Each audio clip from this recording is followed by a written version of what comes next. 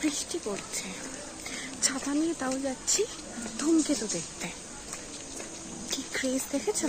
Exactly so, বৃষ্টি তো চলে গেছিলাম ধূমকেতু দেখতে। দেবের ডাইহার্ট ফ্যান বলে না, এমনি দেখতে ইচ্ছা করছিল, মনে হচ্ছিল যে দেব আর শুভশ্রীকে একসাথে দেখি, তো তাই জন্যই গেছি।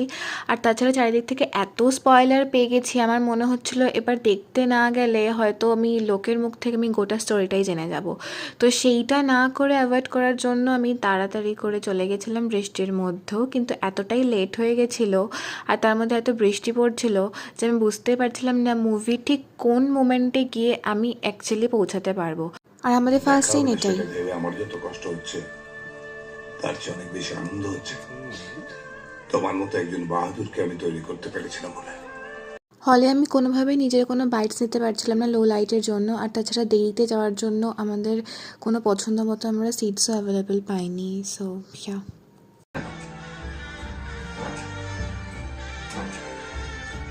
Never challenge me. আর কোনদিনও হবে না দেখা, আর কোনতে হলো বেলা ভাত খাবি দুপুরবেলা। ইভেন বেরিয়েও আবার বৃষ্টিই ছিল, সেই বৃষ্টিতে ভিজেই ফিরতে হয়েছে। জাস্ট ধূমকেতু দেখে এলাম, যা বৃষ্টি পড়ছে পুরো ভিজে গেছি। অনেস্ট রিভিউ, আমার বেশ ভালো লেগেছে। সব থেকে বেস্ট লেগেছে রুদ্রনীলের অ্যাক্টিংটা, কোনো কথা হবে না, মানে সবাইকে ছাপিয়ে দিয়েছে।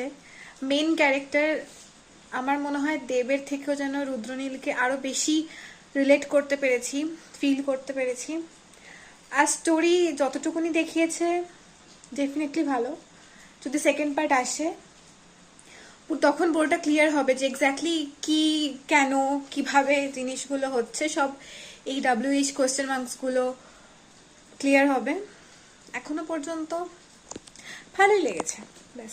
আর প্রচণ্ড একটা হাইপ ক্রিয়েট হয়েছে যে এই দেব শুভশ্রী জুটিটা ওদের ব্রেকআপের পরে আবার একসাথে মুভিটা, এই হাইপটার কিন্তু একটা ভ্যালু তো ডেফিনেটলি রয়েছে।